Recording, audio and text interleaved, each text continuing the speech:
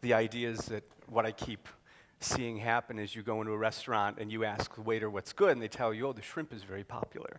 And if you say, I've been stationed in Siberia and I need really good hiking boots, they tell you what's popular.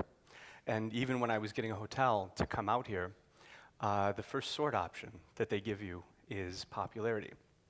And so the criteria of what's good and what's popular, I was a little confused on, because the problem is I'm not sure how often I like people. But I'm trying to get with the program. So to make sure that I reached the most people possible, I called my record by popular demand, and I put that on there so that everyone understood that it was something that you absolutely had to have. And to make sure that I reached the most people possible, I released it on wax cylinder, which is a very popular recording medium. I'm sure you all have a wax cylinder player in your home. And so basically the way that I came to this, I was trying to figure out what's relevant. This is the first time that I've talked about making this record, and a lot of the things that kind of shaped what my mindset was were so personal that they're not really comfortable to talk about, but I guess they are relevant to what my mindset was. And when I was a kid, I always loved reading. I loved words. I read really early. I had Coke bottle glasses by the time I was 4 years old. I had my first panic attack by the time I was 7 because I was listening to an Elton John song, and he was singing a long, long time in Rocket Man, and I was sitting there at 7 years old trying to figure out how long eternity really was. And I gave myself my first full-blown panic attack. And 6 months later, I had my second one, but that was from a Christopher Cross song. And then I discovered, when I was a teenager, poetry. And poetry, to me, was the stories behind the stories. It wasn't what the facts were, it was what people were feeling.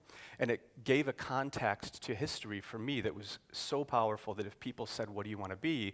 It wasn't fireman or astronaut, it was poet. To me, that was what was the most noble pursuit. And then I realized that that's not really gainful employment. And I started to examine what a poet was in previous centuries and what our contemporary versions were people like David Bowie and Mick Jagger. They were like our Keats and Shelley and Byron. And so then I did what every teenager who's trying to attract girls does. I started a band. And so that's how I came into music. It was always through the ideas of language and stories and poetry.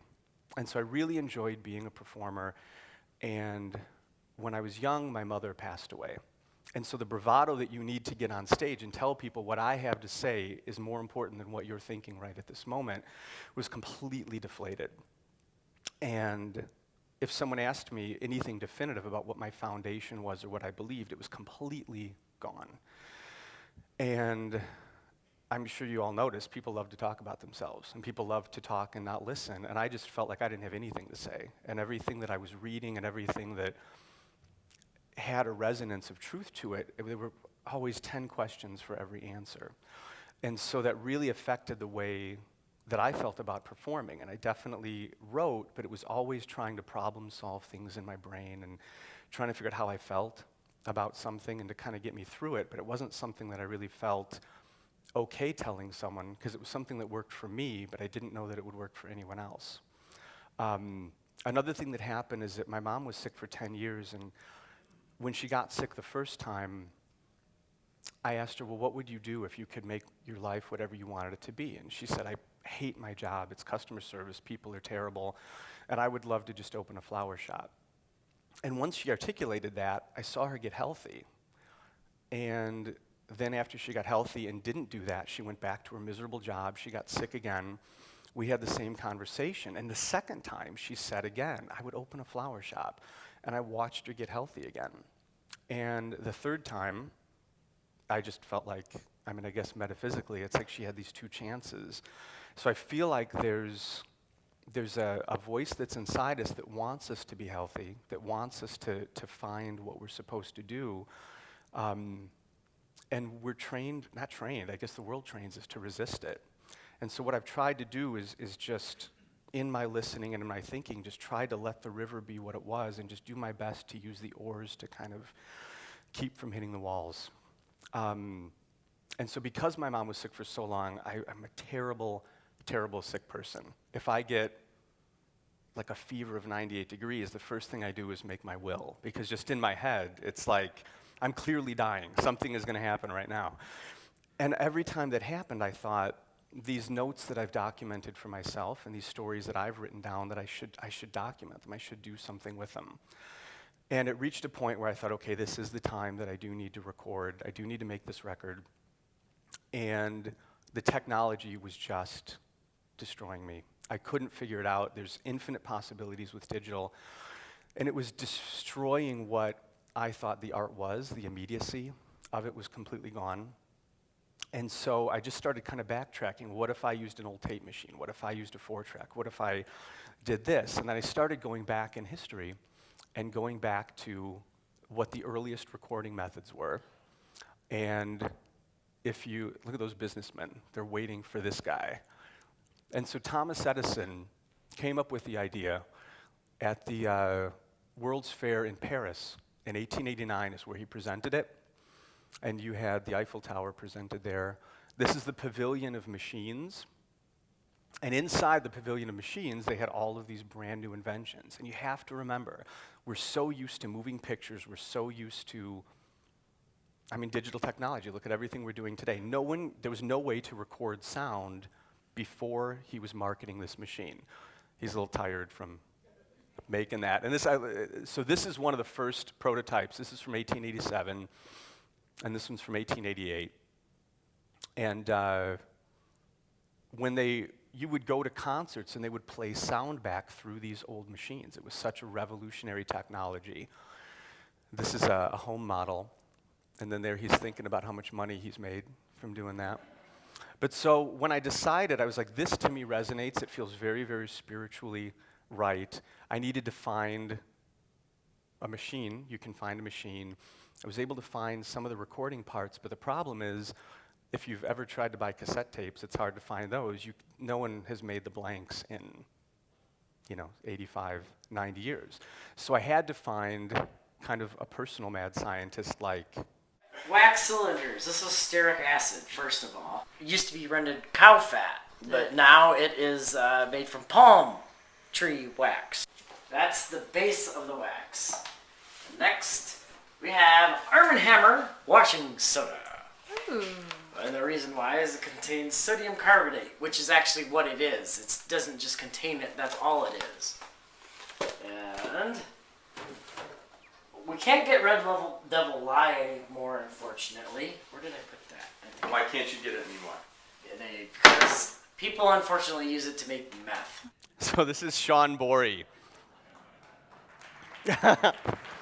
So Sean, when he was 4 years old, used to draw lions on little rolls of toilet paper and wanted to figure out what the technology was, and so deconstructed how to make the cylinders. And it's a lost art, and there's only a couple people on the planet that have come close, and Sean's the one. The cylinders that you saw in the museum are ones that he recreated where he was able to decipher the original formulas. And so we're going to show you how he did it. And then while he's keep the sheet clean, and so while he's getting that ready, this whole thing became like a pilgrimage to me. What we did is, at this point, we were so involved in the idea of it, I didn't want it to enter a computer at all. So we recorded onto wax cylinder, transferred it to tape, and then took the songs and ran them directly from the tape to vinyl. So it never entered a computer, and that's what the record looks like. And then we thought, okay, I've got to shoot the record cover. And then I found this man who had an 1850s camera. And so we drove 4.5 hours to shoot with this old turn-of-the-century camera. The entire thing became like a pilgrimage. I felt like it was a PBS special from wandering around. But if you see there, the cyanide is eating away the silver. And just all of this was such a magical experience to really see how tactile the art can be. And so that's one of the photos.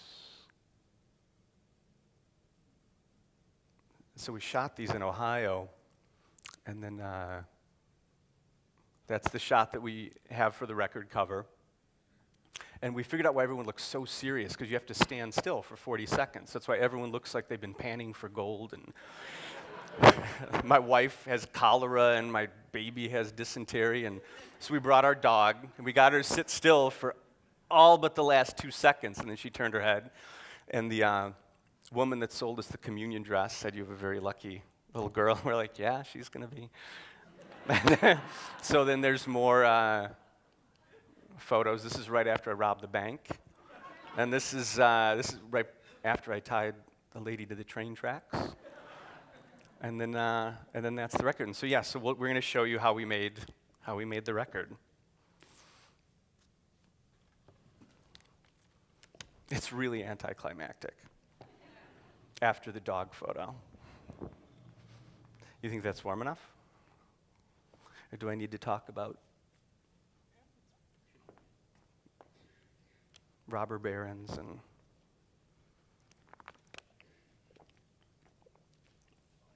so one of the things with recording with this kind of equipment was your standard recording techniques you learn as a singer. You learn microphone technique.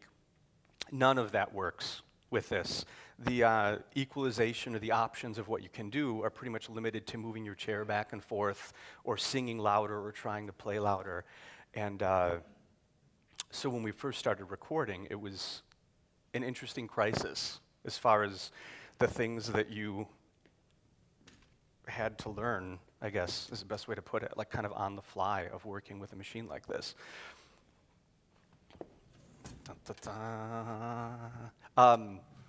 So the song that we're going to play today kind of fits in, I think, with what I was saying earlier about the personal things. It's called New Year's Prayer.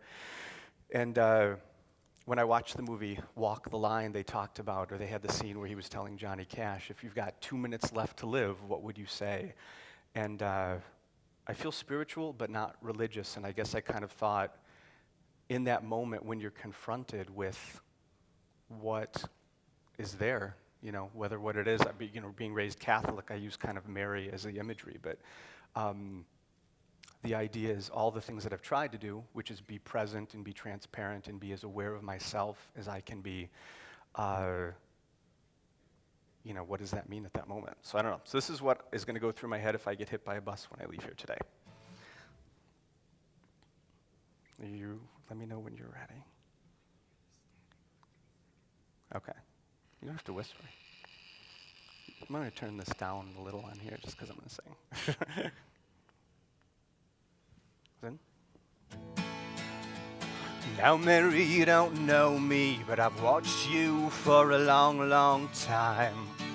I've begged and bowed and pleaded, and I've tried to walk a long, straight line. To be worthy of your mercy, I have shed my skin and lightened up my load. But I never had the nerve to bring you home. I've been watching you for lifetimes. I've been spinning like a ship without a sail.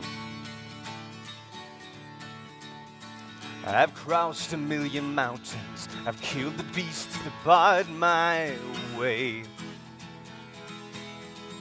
To be worthy of your mercy, I have shed my skin and lightened up my load.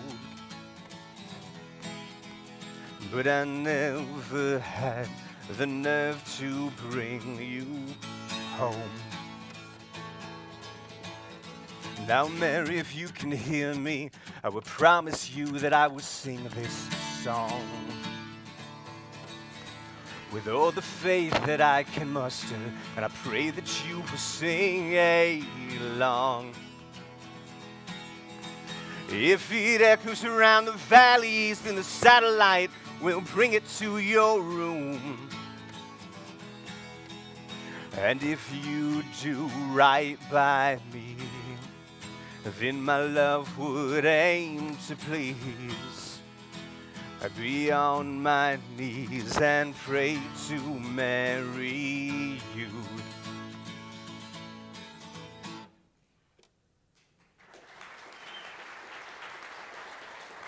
Now the problem is, if my voice was too loud or any of that, normally that takes a lot of takes. So we'll see how this sounded. Now we're going to play it back. And so one of the things about this whole experience is the idea that I guess for me it was like an exercise in immediacy. The idea that I couldn't equalize anything, I couldn't add anything, I couldn't overdub, I couldn't be anywhere except right in the moment. And we kind of tricked it out with the heat lamp and stuff, but in order to record, it requires between shaving and heating about 10 minutes of preparation to get 2 minutes of recording time. So you kind of let more slide than you might if you were in a digital studio where you could record over and over and over. But the process, he's switching out now to a playback head so that we can listen back to the cylinder. And I think with all of this, it's not that I'm proposing a return to the Stone Age. It's not that I think that the idea is that we should throw away our iPods. I love digital technology. I think that what this has done is shown me the value of things for what they are. And so instead of waiting around, a line around the corner for something that we didn't know we needed yesterday, like now, I see the value of noise reduction. I see why they did the things that they did. There's definitely a soul and a quality to this. But we disregard technology as fast as we can make it. And so I'm going to put this up here so that it'll play through, and we'll hear then what the cylinder sounds like.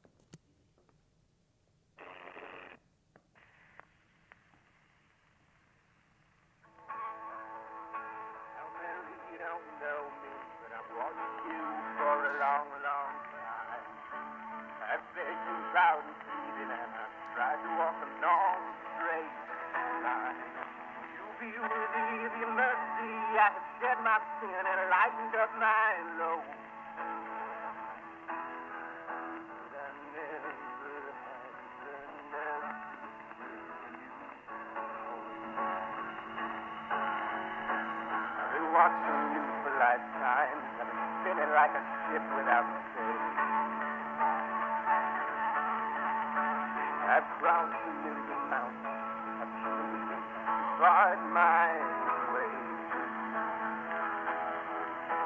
To be worthy of your mercy, I have shed my sin and lightened up my load. But I never had the nerve to bring. Now, Mary, if you can hear me, I will promise you that I will sing this song. Though the place that I came up, I pray that you sing along. If the essence around the valleys and the satellite will bring it to your room.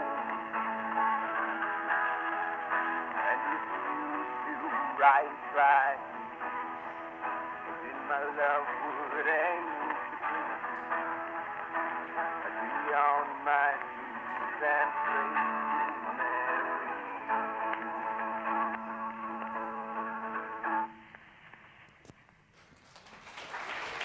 So thank you. It's no edits, no noise reduction. And when I think of it that way, I think that's what life is. No edits, no noise reduction. And nothing added, nothing removed, but completely perfect. So thank you.